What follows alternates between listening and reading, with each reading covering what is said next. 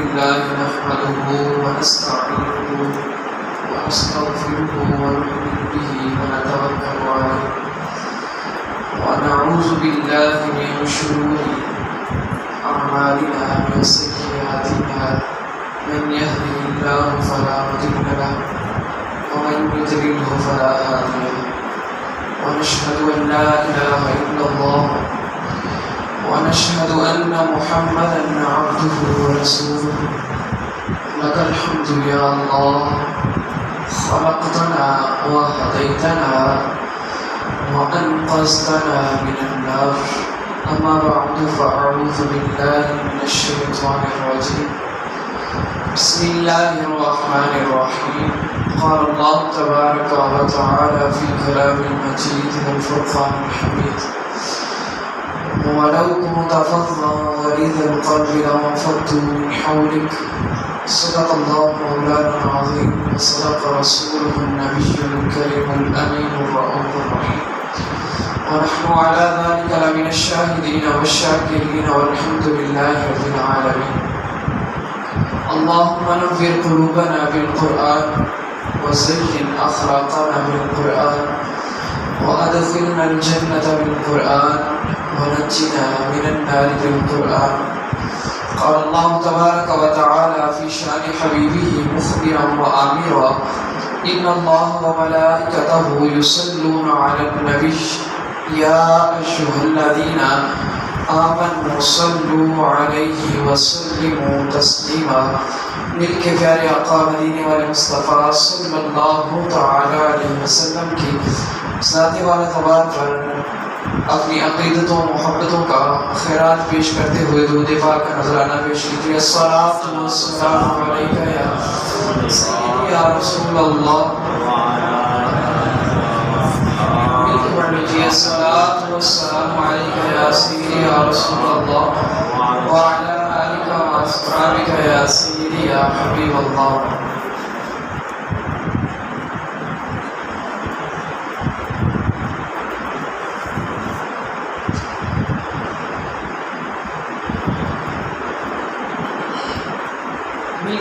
الصلاۃ والسلام علیک یا سیدی یا رسول اللہ وعلی آلک واصحابک یا سیدی یا حبیب اللہ الصلاۃ والسلام علیک یا سیدی یا رسول الرحمن وعلی آلک واصحابک یا سیدی یا شفیع الامت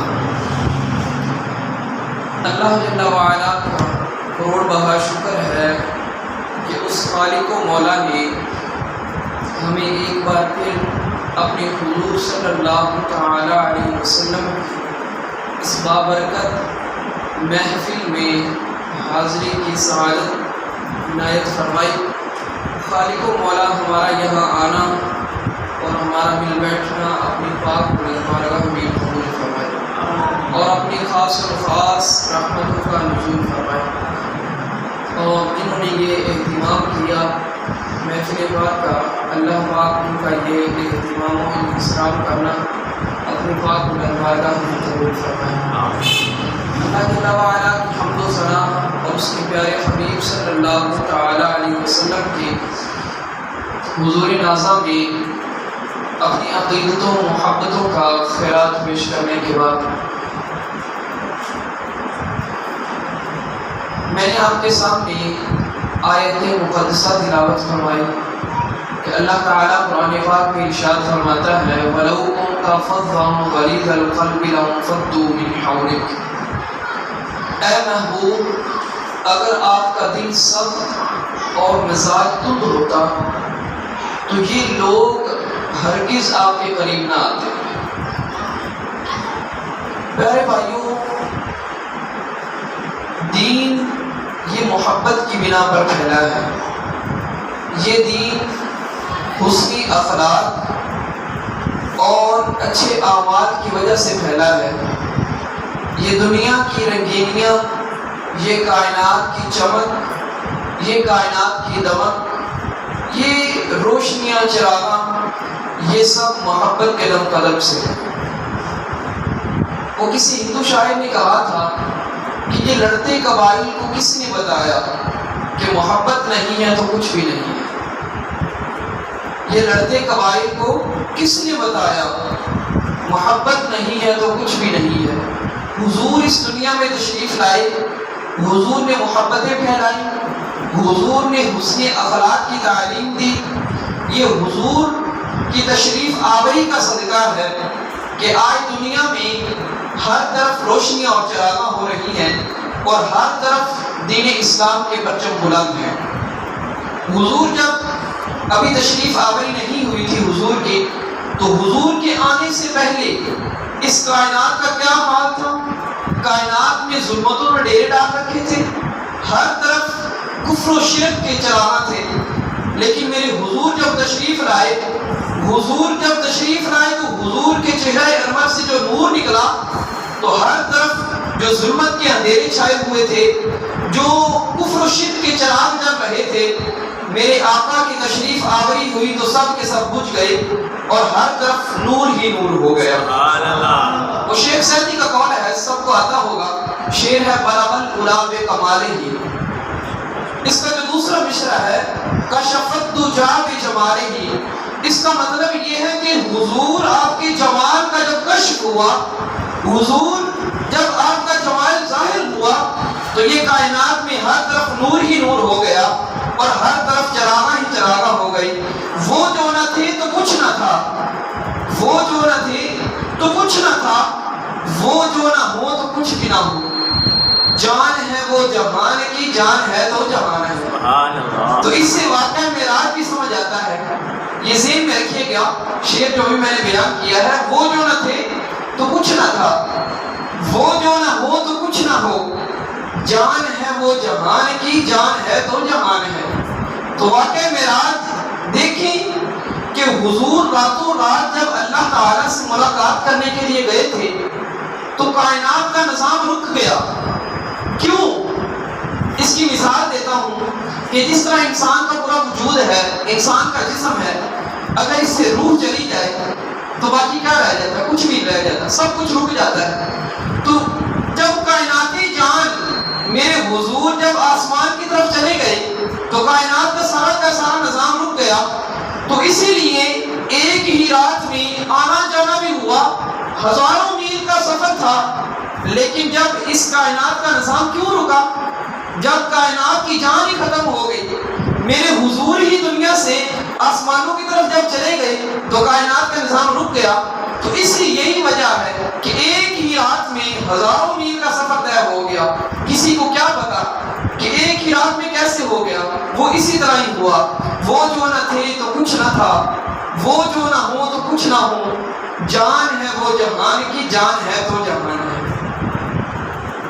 سبحان اللہ۔ یہ حضور صلی اللہ تعالیٰ علیہ وسلم کو اللہ تعالیٰ نے وہ کمالات عطا فرمائے، وہ آپ کو اوصاف عطا فرمائے۔ قرآن پاک میں اللہ تعالیٰ فرماتا ہے لقد من اللہ علی المؤمنین اذ بعث فیہم رسولا۔ لقد من اللہ، تحقیق اللہ تعالیٰ نے احسان فرما دیا۔ کیا احسان فرمایا؟ مومنین پر احسان فرمایا۔ لقد من اللہ علی المؤمنین اذ بعث فیہم رسولا، کہ ان میں سے ہی اللہ پاک نے اپنے ایک رسول کو مبعوث فرما دیا۔ یہ مومنین پر احسان ہے۔ اللہ تعالیٰ نے، دیکھیں غور کریں کہ اللہ تعالیٰ نے آنکھ کی نعمت انسان کو دی، کتنی بڑی نعمت ہے۔ یہ اس سے پوچھی جس کی آنکھ نہیں ہے، لیکن اللہ تعالیٰ نے احسان نہیں فرمایا۔ اللہ تعالیٰ نے یہ نہیں فرمایا کہ میں نے انسان تجھے آنکھ دے دی، میں نے احسان فرما دیا، نہیں۔ بازو دے دیے، ٹانگیں دے دی، انسان کا پورا وجود بنا دیا، لیکن قرآن پاک میں یہ نہیں ارشاد فرمایا کہ اے انسان میں نے تجھ پر احسان کیا کہ تجھے تیرا پورا بدن بنا دیا، یہ نہیں فرمایا۔ تو جب میرے محبوب کی باری آئی، حضرت آمنہ رضی اللہ تعالیٰ عنہ کے لال کی باری آئی، تو اللہ تعالیٰ بھی ارشاد فرماتا ہے لقد من اللہ علی المؤمنین اذ بعث فیہم رسولا، کہ اے مومنین میں نے تم پر احسان فرمایا۔ کیا احسان فرمایا؟ کہ اپنا حبیب تمہیں عطا فرما دیا۔ آج دیکھیں ہر طرف چراغاں ہی چراغاں، یہ کس کی برکت ہے؟ یہ میرے حضور کی برکت ہے۔ ہر طرف اجالے ہی اجالے ہیں، روشنیاں ہی روشنیاں ہیں، یہ میرے حضور کی برکت ہے۔ تو حضور کے اوصاف کو اللہ تعالیٰ نے بہت بلندیاں عطا فرمائی، بہت درجات عطا فرمائی، یہ میرے حضور کے قدم سے ہے۔ میں اپنی عنوان کی طرف آتا ہوں کہ میں نے آپ کے سامنے جو آیت تلاوت کی، وَلَوْ كُنْتَ فَظًّا غَلِيظَ الْقَلْبِ لَانفَضُّوا مِنْ حَوْلِكَ، کہ اے محبوب، اللہ تعالیٰ نے اگر آپ کا دل سخت ہوتا اور مزاج تند ہوتا، یہ لوگ آپ کے حدیث قریب نہ آتے۔ تو جب غزوہ خیبر ہوا، روایتوں میں آتا ہے کہ کچھ لوگ جو تھے وہ واپس اپنے گھروں کو لوٹ گئے غزوہ خیبر جنگ کے موقع پر، لیکن جب دوبارہ میرے حضور کی خدمت میں حاضر ہوئے تو حضور صلی اللہ تعالیٰ علیہ وسلم نے ان سے شکوہ شکایت نہیں کی، بلکہ عفو و درگزر سے کام لیا، معاف فرما دیا۔ یہ میرے حضور کا خاصہ ہے۔ آج دنیا دار دیکھ لیں، کسی کا کام نہ ہو تو وہ کیا کیا باتیں سناتا ہے دوسرے بندے کو، لیکن میرے حضور کا دل وسیع تھا، اسی لیے تو ہر طرف اسلام کا پرچم پھیل گیا۔ میرے حضور نے جب غزوہ خیبر کا موقع ہوا، لوگ اپنے گھروں کو چلے گئے، لیکن جب دوبارہ میرے حضور کی خدمت میں حاضر ہوئے تو حضور سید عالم صلی اللہ تعالیٰ علیہ وسلم نے ان سے عفو و درگزر کا معاملہ فرمایا۔ حضور صلی اللہ تعالیٰ علیہ وسلم نے ارشاد فرمایا کہ دنیا میں بہترین وہ شخص ہے، دنیا میں بہترین وہ شخص ہے جس کا اخلاق اچھا ہے۔ سبحان اللہ، جس کا اخلاق اچھا ہے وہ سب سے بہترین ہے۔ یہ نہیں فرمایا کہ فلاں ایم سب سے بڑا ہے، فلاں وزیر اعظم بڑا ہے، نہیں۔ میرے حضور نے فرمایا کہ جو دنیا میں سب سے بہترین وہ شخص ہے جس کا اخلاق اچھا ہے، اور سب سے بدترین وہ شخص ہے جس کا اخلاق برا ہے۔ ایک عورت کا تذکرہ آتا ہے میرے حضور کی بارگاہ میں، شکایت کی گئی بندہ نواز ایک عورت ہے، صلاۃ و صوم کی پابند ہے، معمول کی نمازی ہیں، معمول کے روزے ہیں، لیکن اس کا ایک وتیرہ، ایک طریقہ یہ ہے کہ اس کا ہمسایہ اس عورت کی وجہ سے تنگ ہے۔ جب بھی بولتی ہے تو زبان سے ایسا زہر نکالتی ہے جو ایک سانپ سے بھی زیادہ زہر نکالتی ہے۔ جب بھی بولتی ہے لوگوں کی دل ازاری کر دیتی ہے، ہمسائے کا حق ادا نہیں کرتی۔ میرے حضور نے فرمایا وہ عورت دوزخی ہے۔ حالانکہ صلاۃ و صوم کی پابند ہے، نمازیں ہی پڑھتی ہے، روزے بھی رکھتی ہے، لیکن اس کا اخلاق برا ہے، ہمسایہ تنگ ہے اس کی وجہ سے، تو لیکن میرے حضور نے فرمایا کہ وہ دوزخی ہے۔ پیارے بھائیوں، ہمسایہ اچھا ہونا تو یہ بھی اللہ تعالیٰ کی بہت بڑی نعمت ہے۔ جس کا ہمسایہ برا ہو اس بیچارے کی زندگی عذاب بن کر رہ جاتی ہے کہ ہمسایہ برا ہے، اس کی وجہ سے تنگ ہوتا ہے۔ حضور نے فرمایا کہ سب سے بہترین وہ شخص ہے جس کا اخلاق اچھا ہو، اور اگر ہمسایہ خوش ہو تو انسان کو دیکھے نا۔ حضور نے فرمایا، ایک دوسرا تذکرہ آتا ہے میرے حضور نے فرمایا کہ ہمسایہ اس کی وجہ سے بہت خوش ہے۔ ایک عورت ہے، صلاۃ و صوم کی پابند ہے، ہمسایہ اچھا ہے، اس کی وجہ سے خوش ہے۔ میرے حضور نے فرمایا وہ جنتی عورت ہے، کہ کیا اس کا اخلاق اچھا ہے۔ ایک محدث علیہ رحمہ آپ کے بارے میں آتا ہے کہ آپ کا ایک ہمسایہ تھا، وہ کسی وجہ سے چھوڑ کر جانے لگا۔ ان کا نام ابو حمزہ تھا، وہ محدث علیہ رحمہ تھے، حدیث پاک لکھا کرتے ہیں۔ محدث اس کو کہتے ہیں جو حدیث پاک لکھتا۔ تو ان کے بارے میں آتا ہے ابو حمزہ علیہ رحمہ، آپ فرماتے ہیں کہ میرا ایک ہمسایہ تھا، وہ مجھے چھوڑ کر جانے لگا۔ اس نے باہر تختی لگا دی کہ مکان برائے فروخت، قیمت 4000 روپے، اور 4000 اضافی لوں گا۔ کیوں؟ ابو حمزہ کی ہمسائیگی کی وجہ سے، کہ ہمسایہ اچھا ہے۔ تو جب ابو حمزہ علیہ رحمہ آپ کو پتہ چلا کہ میرا اچھا ہمسایہ مجھے چھوڑ کر جا رہا ہے، تو آپ نے اپنے خادم کو بلایا، 10,000 درہم اس کو دیے، اور کہا کہ میرے جا کے ہمسائے کو دے دو اور اسے کہو کہ خدا کا نام مجھے چھوڑ کر نہ جائے۔ کیا ہمسایہ اچھا ہو تو زندگی بھی اچھی گزرتی ہے، اگر ہمسایہ برا ہو تو زندگی بھی عذاب بن کر رہ جاتی ہے۔ میرے حضور نے حسن اخلاق کی تعلیم دی، اس کے بارے میں آپ کو حدیث پاک پیش کرتا ہوں۔ نام نامی اسم گرامی حضرت جابر بن سلیم رضی اللہ تعالیٰ عنہ ہے، یہ حدیث پاک ہے۔ امام منذری علیہ رحمہ نے ترغیب و ترہیب میں یہ نقل فرمائی کہ حضرت جابر بن سلیم ابھی اسلام نہیں لائے تھے، حضور کی خدمت میں حاضر ہوئے، اور حضور کو اللہ تعالیٰ نے ایسا حسن و جمال عطا فرمایا تھا جو ایک مرتبہ دیکھتا تھا وہ اسلام لے آتا تھا. اتنا حسن و جمال آپ کو عنایت فرماتا تھا. تو یہی حال ان کا ہوا. حضرت جابر بن سلیم ابھی اسلام نہیں لائے, میرے حضور کی خدمت میں حاضر ہوئے, دیکھتے ہی مسلمان ہو گئے. اور حضور کا حسن و جمال دیکھ کر اسلام کی دولت سے مالا مال ہو گئے. اور جب حضور کی بارگاہ سے جانے لگے تو حضور اقدس صلی اللہ تعالیٰ علیہ وسلم کی بارگاہ میں حاضر ہو کر عرض کرتے ہیں, یا رسول اللہ صلی اللہ تعالیٰ علیہ وسلم, مجھے کچھ موتی عطا فرما دیجئے, کوئی نصیحت عطا فرما دیجئے تاکہ میں واپس جاؤں اپنے قبیلے والے کی طرف, انہیں بھی آپ کی کچھ باتیں سناؤں. تو سوچئے ذرا سا کہ انسان جو ابھی ابھی مسلمان ہوا ہے, تو کیا میرے حضور نے فرمایا ہوگا نمازیں پڑھا کرو؟ کیا حضور نے فرمایا ہوگا کہ اگر صاحب نصاب ہو تو زکوٰۃ دیا کرو, حج کیا کرو؟ نہیں میرے پیارے بھائی, حضور نے فرمایا اے جابر بن سلیم, کبھی بھی کسی کو گالی مت دینا, کبھی بھی کسی کو گالی مت دینا. حسن اخلاق کی تعلیم دی جا رہی ہے. حضور نے فرمایا جابر بن سلیم کبھی بھی کسی کو گالی مت دینا. تو یہاں حدیث پاک رو کر حضرت ابوبکر صدیق رضی اللہ تعالیٰ عنہ کے بارے میں بتاتا ہوں کہ آپ نے ایک مرتبہ غصے کی حالت میں اتنا جلال آیا کہ اپنے غلام پر لعنت کر دی. تو وہ غلام بھی پھر غلام تھا, اور ایسا غلام تھا حضور کا سچا عاشق رسول تھا.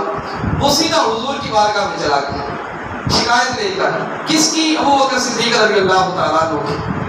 جا کر عرض کرتا ہے, یا سیدی یا رسول اللہ صلی اللہ تعالیٰ علیہ وسلم, ابوبکر صدیق نے مجھے لعنت کی ہے. حضور نے فرمایا کہ بلاؤ ابوبکر صدیق کو. حضرت ابوبکر صدیق رضی اللہ تعالیٰ عنہ جب حاضر خدمت ہوئے, حضور نے فرمایا اے صدیق کیا تم نے اس پر لعنت کی ہے؟ تو آپ شرمندہ ہوئے. حضور نے فرمایا لعین والصدیقین کلا ورب الکعبہ, فرمایا رب کعبہ کی قسم ہے صدیق کو اور کسی پر لعنت کر دے, ہرگز ایسا نہیں ہو سکتا. جس کی صداقت, جس کی تصدیق حضور کر رہی ہوں, تو اس غلام کا عالم کیا ہوگا, پھر حضور کا عالم کیا ہوگا. حضرت ابوبکر صدیق کے بارے میں حضور اقدس صلی اللہ تعالیٰ علیہ وسلم نے فرمایا لعین والصدیقین کلا ورب الکعبہ, فرمایا رب کعبہ کی قسم ہے صدیق ہو اور کسی پر لعنت کر دے. تو روایتوں میں آتا ہے حضرت ابوبکر صدیق رضی اللہ تعالیٰ عنہ دل ہی دل میں اتنا شرمندہ ہوئے اور اس غلام کو آزاد فرما دیا. یہ تھے حضور کے صحابہ اور حضور کی تعلیم حسن اخلاق کی. اپنی حدیث کی طرف آتا ہوں. حضرت جابر بن سلیم رضی اللہ تعالیٰ عنہ کو حضور نے فرمایا کہ جابر بن سلیم کبھی بھی کسی کو گالی مت دینا. دوسری نصیحت فرمائی, فرمایا کہ چھوٹی سی چھوٹی نیکی کو بھی کبھی حقیر نہ سمجھنا.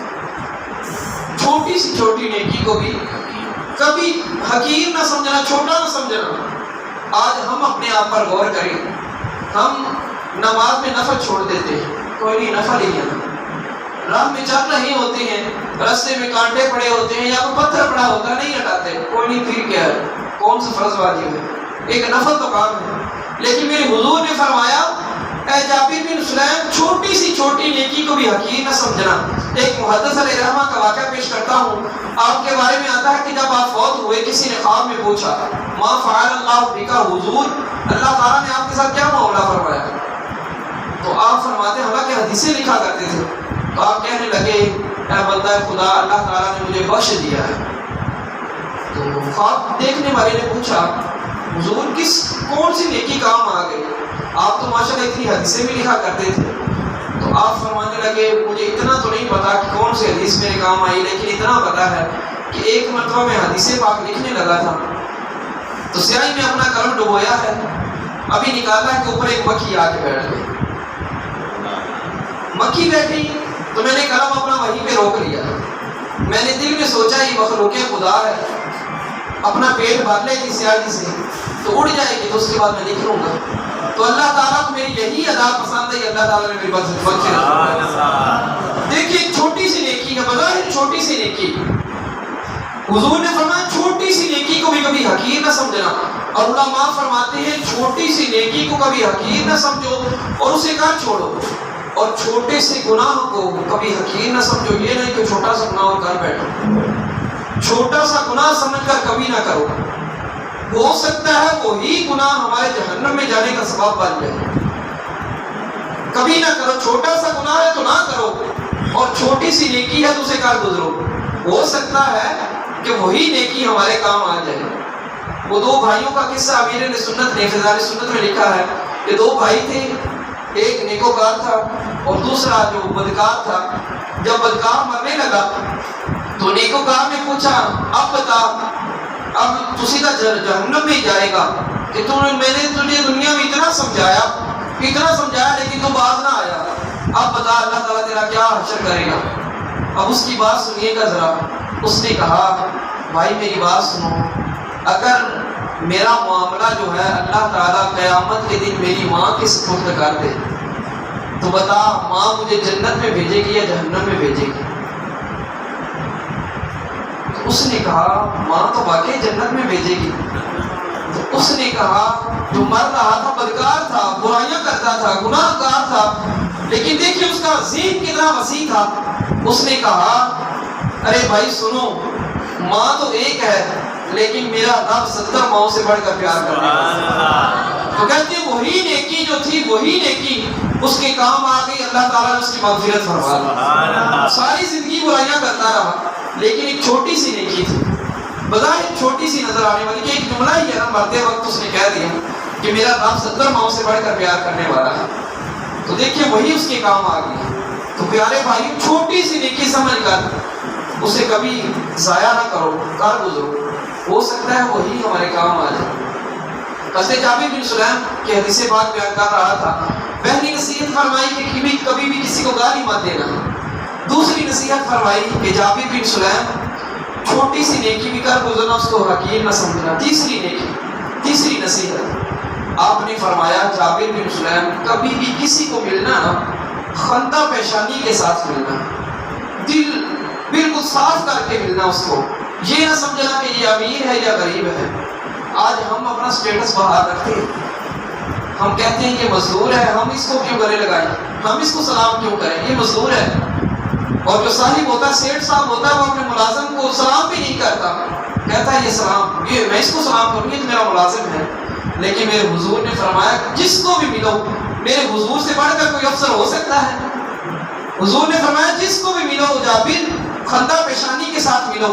وہ امام فخر الدین رازی علیہ رحمہ آپ ایک بچے کا واقعہ پیش کرتے ہیں کہ ایک بچہ تھا اور اس کی ماں جو بیوہ ہو گئی، سر سے باپ کا سایہ اٹھ گیا اور ماں کی سر سے شوہر کا سایہ اٹھ گیا، بیوہ ہو گئی۔ تو اس کے تن پر پھٹے پرانے کپڑے تھے، ابھی بچہ چھوٹا تھا، تو دیکھا ماں کا جسم جو ہے وہ کپڑوں سے جھلک رہا ہے، بالکل لباس پھٹا پرانا ہے۔ تو ماں سے کہتا ہے ماں میں چچا کے پاس جاتا ہوں، تیرے لیے کوئی کپڑے لے کر آتا ہوں، تیرے لیے لباس لے کر آتا ہوں۔ ماں کہتی ہے بیٹا عرب کا ماحول ہے، تو اس سے واقف نہیں ہے، چچا تجھے کپڑے کبھی نہیں دے گا بلکہ تجھے دھکے مار کر نکال دے گا۔ ابھی بچپن کی حالت تھی، شعور کی منزلوں میں قدم رکھ رہا تھا، لیکن وہ ضد پہ آ گیا۔ اس نے کہا میں جاؤں گا چچا کے پاس، تیرے لیے لباس لے کر آؤں گا۔ جب چچا کے گھر گیا، کافی ضد کی، ماں نے اجازت دے دی چلا جا۔ جب چچا کے گھر گیا، جا کے دستک دی تو چچا کے بیٹے باہر آئے۔ تو ذرا غور کی، کیا اس نے کہا ہوگا آؤ کھیلنے چلیں، آؤ ہم کوئی پلاننگ کرتے ہیں، کہیں پھرنے گھومنے چلتے ہیں؟ نہیں میرے پیارے بھائی، اس نے کہا میری ماں کے تن پہ لباس نہیں، میں لباس لینے کے لیے آیا ہوں۔ تو اتنے میں چچا آ گیا، اس نے دھکے مار کر نکال دیا۔ اس نے کہا منحوس نکل جا، تو پیدا ہوا باپ کا سارا سایہ تجھ سے اٹھ گیا، کہیں تیری نحوست کی وجہ سے میرے پیٹوں پر میرا سایہ نہ اٹھ جائے، چلا جائے یہاں سے۔ تو یہ بچپن کی حالت میں تھا، آنکھوں میں موٹے موٹے آنسو لیتا ہوا آ رہا ہے، روتا ہوا آ رہا ہے۔ تو رستے میں کوئی ملا، اس نے کہا بیٹا روتے کیوں؟ اس نے سارا ماجرا سنا۔ اس نے کہا چچا کے پاس گیا تھا ماں کے لیے لباس لینے کے لیے، لیکن چچا نے دھکے مار کر نکال دیا ہے۔ تو اس نے بتایا کہ بیٹا حرم کی زمین پر چلا جا، ایک محمد نامی شخص ہے، جو بھی اس کے پاس جاتا ہے خالی کبھی نہیں جاتا۔ تو اس نے، لیکن ایک بات سن لے، اس کا دین دھرم اور ہے، تیرا اور ہے۔ ابھی وہ بچہ مسلمان نہیں تھا، سیدھا ماں کے پاس گیا روتا ہوا۔ ماں نے کہا تھا بیٹا میں نے تجھے کہا نہیں تھا کہ تو عرب کی زمین سے واقف نہیں ہے، ادھر تو کسی کو ترس نہیں آتا کسی پر، تو ایسے چلا گیا، میں تجھے روکتی رہی ہوں۔ تو اس نے کہا ماں نہیں، ابھی بھی میں نے سنا ہے کہ ایک محمد نامی شخص ہے، جو بھی اس کے پاس جاتا ہے کبھی خالی لوٹ کر نہیں آتا، میں تیرے لیے لباس اس سے لینے کے لیے جاتا ہوں۔ ماں نے کہا نہیں بیٹا، میں تجھے نہیں جانے دوں گی، سنا ہے جو اس کے پاس جاتا ہے اسی کا ہی ہو کر رہ جاتا ہے، واپس نہیں آتا۔ اس نے کہا ماں نہیں، میں سب سے پہلے اس کے پاس جاؤں گا، سب سے پہلے کہوں گا میں نے تیرا دین دھرم قبول نہیں کرنا، میں تو اپنی ماں کے لیے لباس لینے کے لیے آیا ہوں۔ کافی ضد کی تو آخرکار چلا گیا۔ جاتا ہے تو حضور صلی اللہ علیہ وسلم حرم پاک میں تشریف فرما ہے، جاتے ہی کہتا ہے صاحب میں تیرا دین دھرم قبول کرنے کے لیے نہیں آیا، میں تو اپنی ماں کے لیے لباس لینے کے لیے آیا ہوں۔ جب حضور نے سنا تو حضور مسکرا پڑے، حضور نے فرمایا آؤ بیٹا میرے گلے لگ جاؤ، اور اپنی رحمت والی چادر اتار کر اس بیٹے کے حوالے کر دی، اس بچے کے حوالے کر دی، اور کہا کہ جاؤ لے جاؤ اور اپنی ماں کے لباس کے لیے استعمال کر۔ اپنی کملی والی چادر اتاری۔ دیکھیے صاحب یہاں سٹیٹس کہاں بحال ہے؟ کیا حضور سے بڑھ کر کوئی بڑا ہے؟ حضور سے بڑھ کر بھی کوئی افسر ہو سکتا ہے؟ لیکن حضور نے کیا دیکھا، جو بھی ہے مسلمان ہے یا غیر مسلم ہے، لیکن یہ دین پھیلا کس کی وجہ سے ہے؟ یہ دین محبت کی بنا پر پھیلا ہے۔ صاحب جب حضور نے وہ چادر عطا فرمائی ہے اس بچے کو، تو وہ بچہ جب جاتا ہے، میری طرف توجہ رکھیے گا، تو جب بچہ جاتا ہے اپنی ماں کے پاس چادر لے کر، وہ جا کے اڑاتا ہے ماں کے اوپر، تو ماں پوچھتی ہے بیٹا چادر کہاں سے لے کر آئے ہو؟ تو بچہ کہتا ہے میں تو محمد نامی شخص سے لے کر آیا ہوں۔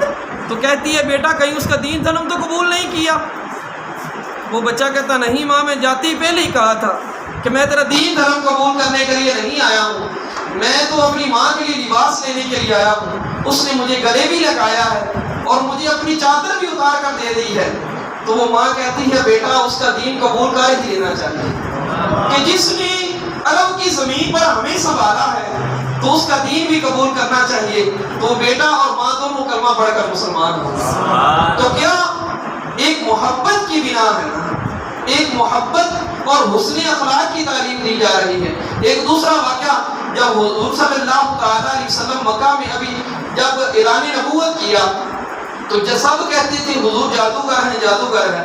وہ بڑھیا کا واقعہ بڑا مشہور واقعہ ہے کہ وہ بڑھیا اپنا سامان باندھ کر گھر کے سامنے رکھے ہوئے تھی اور سامان وزنی تھا۔ جب حضور اس کے پاس سے گزرے، حضور نے فرمایا بڑھیا خیریت تو ہے؟ تو اس نے کہا بیٹا یہ سامان ہے میرے سر پر رکھ دو۔ تو حضور صلی اللہ علیہ وسلم نے جب وہ سامان اٹھایا نا، وزنی کافی تھا، تو حضور نے فرمایا اے بڑھیا کیا میں تجھے چھوڑا ہوں جہاں تمہیں جانا ہے؟ تو حضور نے وہ سامان اپنے سر پر اٹھا لیا۔ تو قربان جب وہ بڑھیا پر بھی جس کا سامان حضور نے اٹھایا ہوگا، تو حضور نے جب سامان اٹھایا چلتی جا رہی ہے تو حضور نے پوچھ لیا بڑھیا شہر مکہ کیوں چھوڑ کر جا رہی ہو؟ اس نے کہا میں نے سن رکھا ہے یہاں ایک جادوگر آ گیا ہے، جو بھی اس کو دیکھ لیتا ہے اسی کو ہی بھول کر رہ جاتا ہے، تو میں اس ڈر سے جا رہی ہوں۔ ساری زندگی میں نے بتوں کی پوجا کی ہے، تو میرے باپ دادا نے بھی بتوں کی پوجا کی ہے، تو میں اپنے بتوں سے وفا کرنا چاہتی ہوں۔ میں چاہتی ہوں کہ یہ نہ ہو کہ میں اس کو دیکھ لوں اور اپنا دین دھرم کھو بیٹھوں اور اس کا کلمہ پڑھ کر مسلمان ہو جاؤں۔ تو حضور چلتے رہے، یہ نہیں فرمایا کہ میں محمد ہوں، تو چلتے رہے حضور، جہاں اس نے جانا تھا حضور نے اس کی منزل پر پہنچا دیا۔ تو جب حضور جانے لگے اس کا سامان چھوڑ کر، تو اس نے کہا اے بیٹا مجھے اپنا نام تو بتاتے جاؤ، کہ لوگ مجھ سے پوچھیں گے کہ اے بڑھیا تو اتنا برکتوں والا شہر جہاں تیرے باپ دادا رہتے رہے ہیں تو چھوڑ کر آ رہی ہے، کس وجہ سے آ رہی ہے؟ تو یہ نہ ہو کہ لوگ اس شہر کو برا بھلا کہیں۔ میں یہ بھی کہوں گی کہ وہاں اچھے شخص بھی ہیں، بہت بڑے شخص بھی ہیں جو بڑوں کا خیال رکھتے ہیں۔ تو جب حضور سے اس نے پوچھا بھتیجے بتاتے ہی تو جاؤ تم کون ہو؟ تو حضور نے فرمایا جس سے ڈر کر آئی ہو وہ میں ہی ہوں، میں محمد ہوں۔ تو اس نے کہا بیٹا اب جاتے رہے ہو لیکن مجھے کلمہ بھی پڑھاتے ہیں۔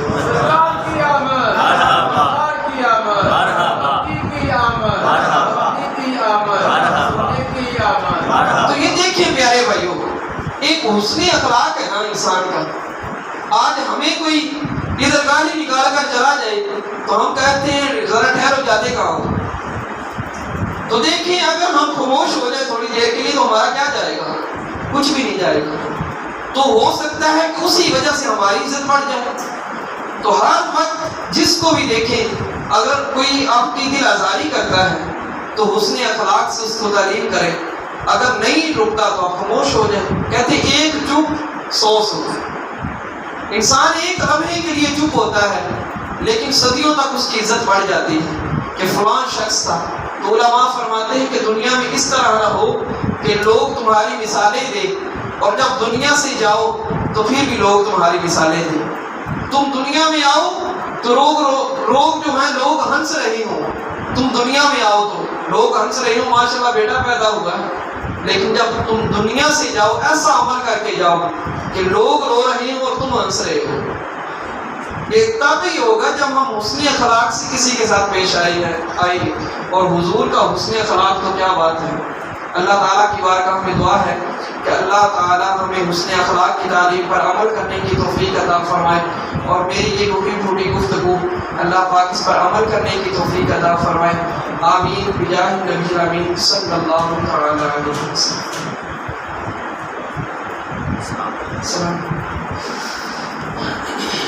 مصطفیٰ جان رحمت